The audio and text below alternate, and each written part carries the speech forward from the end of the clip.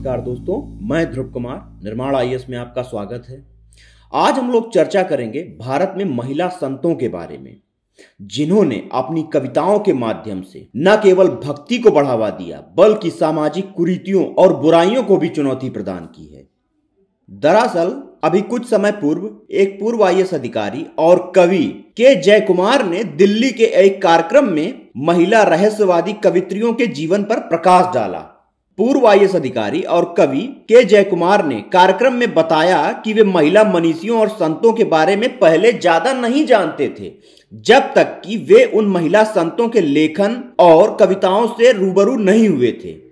फिर धीरे धीरे उन्होंने स्वयं को एक कवि की तरह उन महिला संतों की कविताओं से स्वयं को जोड़ा और इसके बाद वे उन महिला संतों के दुस्साहसी परित्याग, प्यार और लालसा और इस सबसे बढ़कर एकनिष्ठ उदारता से बहुत प्रभावित हुए। जय कुमार ने दिल्ली के इंडिया इंटरनेशनल सेंटर में women saints of India the roots of their audacity पर एक भाषण में बोलते हुए ये सारी बातें कही। उन्होंने बताया कि उन महिला संतों ने ऐसा दुस्साहस दिखाया कि भक्ति सामाजिक सीमाओं का उल्लंघन करती हुई प्रतीत हुई। इन महिला संतों ने अपनी लेखनी में सामाजिक मानदंडों की गहराई से पड़ताल की, जो उन्हें पुरुष संतों से अलग करती है। यदि हम बात करें महिला संतों के बारे में, तो महिलाओं के साहित्य के सबसे प्राचीन ज्ञात इतिहास हमें जो प्राप्त होते हैं वे हैं थेरी गाथा।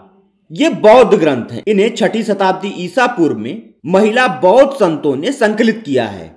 इनमें महिला बौद्ध संतों के द्वारा लिखे गए 500 से भी ज्यादा असाधारण छंदों में घर और बाहर की धारणाओं के बीच एक संघर्ष का वर्णन मिलता है। उनके लिए इस लाक्षणिक घर को छोड़ने और बेघर होने या इसके साथ होने वाली असहजता को अपनाने से ही आजादी पाई जाती है। इस आजादी का परिणाम या शायद इसका कारण भौतिक शरीर की पूर्ण अवहेलना है। जय कुमार, जो केरल के तिरूर में मलयालम विश्वविद्यालय के संस्थापक कुलपति भी हैं, उन्होंने यह तर्क दिया कि उन महिलाओं का लिंग उनकी कामुकता जो उन्हें समाज से जोड़ती है, उनकी आध्यात्मिकता पर ग्रहण लगाती है। उन्होंने कहा कि कर्नाटक की 12वीं सदी की लिंगायत कवित्री अक्का महादेवी ने खुद को केवल नाम के लिए एक महिला के रूप में वर्णित किया है, अन्यथा आजीवन उन्होंने अपने आत्मसमर्पण और भक्ति के द्वारा अपने यौन पहचान को भी खो दिया था। उन्होंने जीवन के एक ऐसे तरीके का उदाहरण प्रस्तुत किया जो आधुनिक समय के साथ पूरी तरह विपरीत था। भारत की महिला मनीषियों और संतों का वर्णन करते हुए जय कुमार द्वारा दुस्साहस शब्द के इस्तेमाल पर कुछ लोगों ने आपत्ति जताई। एक महिला ने कहा कि उनके जीवन जीने के तरीके के बारे में कुछ भी दुस्साहस नहीं था, क्योंकि यह केवल आध्यात्म से जुड़ा हुआ था।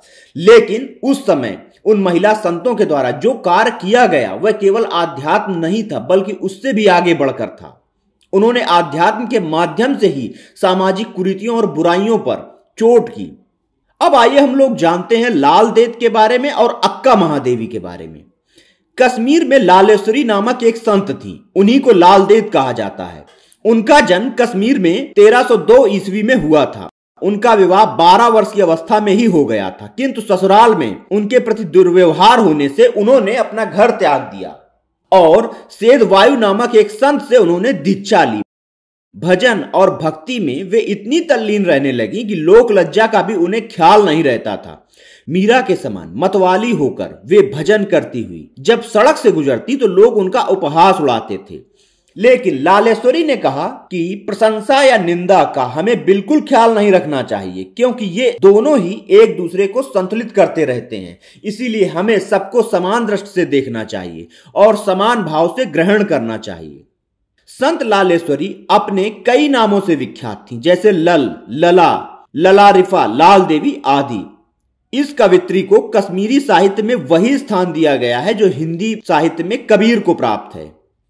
अब यदि हम लोग बात करें अक्का महादेवी के बारे में, तो उनका जन्म 12वीं शताब्दी में दक्षिण भारत के कर्नाटक राज्य में हुआ था। वे एक शिव भक्त थी। 10 वर्ष की आयु में ही उन्हें शिव मंत्र की दीक्षा प्राप्त हुई थी। अक्का महादेवी ने अपने प्रभु का सजीव चित्रण अनेक कविताओं के माध्यम से किया है।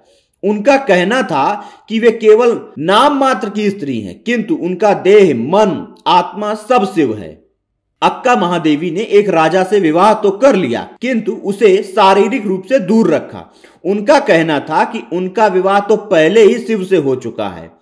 राजा उनसे कई तरीके से प्रेम निवेदन करता रहा, लेकिन हर बार शिव से विवाह को वे दोहराती रहीं।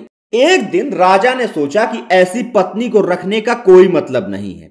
ऐसी पत्नी के साथ भला कौन रहना चाहेगा जिसने किसी अदृश्य या अनजाने व्यक्ति को ईश्वर बना लिया हो। उन दिनों औपचारिक रूप से तलाक की व्यवस्था नहीं थी, इसीलिए राजा परेशान रहने लगा। उसे समझ में नहीं आ रहा था कि वह क्या करे। एक दिन उसने अक्का को अपनी राजसभा में बुलाया और राजसभा से फैसला करने को कहा। जब सभा ने अक्का महादेवी से उनके पति के बारे में पूछा तो वे वही पुरानी रट लगाए रहीं कि शिव ही उनके पति हैं। इस पर राजा को और भी क्रोध आ गया, क्योंकि इतने सारे लोगों के सामने उसकी पत्नी कह रही थी कि उसका पति कोई और है। समाज में ऐसी बातों का सामना करना आसान नहीं था। राजा ने कहा कि अगर तुम्हारा विवाह किसी और से हो चुका है तो तुम मेरे साथ क्यों रह रही हो, अभी चली जाओ। राजा के ऐसे आदेश से अक्का महादेवी वहां से निकल पड़ी। जब राजा ने देखा कि अक्का बिना किसी परेशानी के उसे छोड़कर जा रही हैं, तो वह क्रोध से भर गया। उसने कहा, तुमने जो कुछ भी पहना हुआ है, आभूषण, कपड़े, सब कुछ मेरा है, यह सब तुम यहीं छोड़कर जाओ। उस समय भरी राजसभा में 17-18 साल की युवती अक्का महादेवी ने अपने सभी वस्त्र उतार दिए और वे निर्वस्त्र होकर वहां से चली गईं। उस दिन के बाद संत अक्का महादेवी ने आजीवन निर्वस्त्र रहने का निर्णय लिया। बहुत सारे लोगों ने उन्हें समझाने की भी कोशिश की कि उन्हें वस्त्र पहनने चाहिए, क्योंकि इससे उन्हें परेशानी हो सकती है, लेकिन उन्होंने इस पर कोई ध्यान नहीं दिया। वे एक महान संत और भक्ति थी। उन्होंने अपनी रचनाओं में सामाजिक कुरीतियों को चुनौती दी और भक्ति के मार्ग को सुगम और सभी के लिए बताया। इस तरह हम कह सकते हैं कि महिला संतों ने भक्ति और कविताओं के साथ सामाजिक रूढ़ियों को चुनौती दी थी। इस टॉपिक में इतना ही। धन्यवाद।